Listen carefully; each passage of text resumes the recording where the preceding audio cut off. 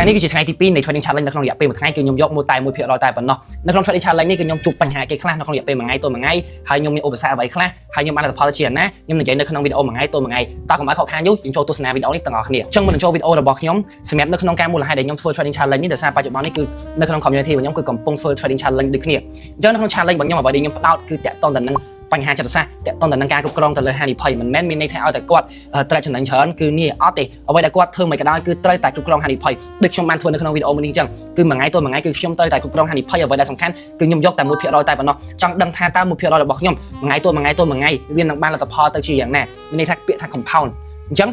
នៅក្នុង challenge របស់ខ្ញុំបងអស់គ្នាអាចចូលរួមបានទាំងអស់គ្នាសម្រាប់ challenge នេះគឺយើងនឹងមានការរៀនបន្ថែមនៅក្នុងការបង challenge បដារៀនបដាអ្វីដែលពិសេសបងទៅចាប់ដើមឬក៏ចង់ចាប់ដើមក៏អាចធ្វើ challenge នឹងដូចគ្នាបញ្ជាក់បងនឹងប្រើប្រាស់ទៅលើ real account ក្នុងការ real account នោះបងទទួលបានហេតុអីបើខ្ញុំប្រើប្រាស់ real account ដោយសារបងទទួលបានបទពិសោធន៍បញ្ហាដែលបងនឹងជួបនៅពេលដែលបងប្រើ real account ដោយសារតែបងគឺនឹងប្រើប្រាស់ទៅលើអារម្មណ៍ខ្លួនឯងផ្ទាល់បងកុំភ្លេចចូលក្រុម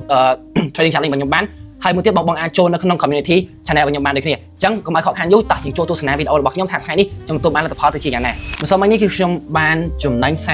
34.83 មានន័យថាគឺស្មើទៅនឹង 1% ជាងរបស់ខ្ញុំហើយអញ្ចឹងក្នុងរយៈពេលមួយថ្ងៃគឺខ្ញុំយកតែ 1% ទេអូខេឥឡូវមកមើលមូលហេតុដែលខ្ញុំបានចំណេញការពីម្សិលមិញដោយសារហេតុផលអីគឺខ្ញុំបានចូលក្នុងការលក់ការពីម្សិលមិញខ្ញុំនឹង replay បងអរគ្នាមើល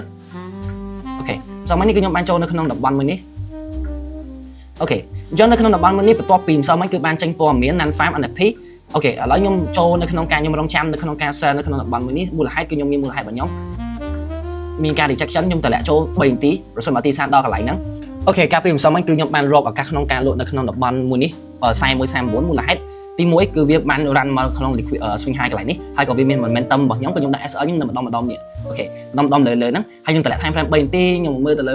momentum របស់ទីផ្សារក៏ខ្ញុំចាប់ដើមចូលក្នុងការលក់នៅក្នុងតំបន់41.39ហ្នឹងអូខេអញ្ចឹងក៏ទីផ្សារក៏ខ្ញុំបាន take profit ដោយសារ highផលទាំងអស់ហ្នឹងខ្ញុំអត់ប្រើប្រាស់ទៅលើការ hold you ទេដោយសារតែនៅក្នុងដូចខ្ញុំប្រាប់អញ្ចឹងគឺមួយថ្ងៃខ្ញុំយកតែ 1% តែប៉ុណ្ណោះអ្វីដែលសំខាន់វាមិនមែនសំខាន់ថាតើនៅក្នុងរយៈពេលមួយថ្ងៃទៅមួយថ្ងៃយើងសាជីយើងអូខេល្អឬក៏មិនល្អសំខាន់អារម្មណ៍របស់យើងប្រសិនបើសាជីយើងល្អហើយអារម្មណ៍យើងមិនអាចគ្រប់គ្រងទៅលើអារម្មណ៍ខ្លួនឯងបានហើយមួយថ្ងៃទៅមួយថ្ងៃគឺយើងលុបលុនប្រកាសឲ្យថាយើងនឹងមិនអាចមានន័យថាគ្រប់គ្រងទៅលើអារម្មណ៍ខ្លួនឯងបានទេអ្វីដែលសំខាន់បងប្អូននេះគិតអំពី compound មួយថ្ងៃ1%យើងជឿថាបងប្អូននេះនឹងធ្វើបានទាំងអស់គ្នាហើយនេះគឺជាវីដេអូរបស់ខ្ញុំសម្រាប់ថ្ងៃទី2ដែលមូលហេតុដែលខ្ញុំប្រាប់បងប្អូនអរគ្នាអំបញ្ញមិញហ្នឹងជាមូលហេតុដែលខ្ញុំបានចូលក្នុងការជួញដូរសម្រាប់ថ្ងៃទី2ហ្នឹងវីដេអូរបស់ខ្ញុំគឺចាប់តែប៉ុណ្្នឹងហើយជួបគ្នានៅវីដេអូក្រោយ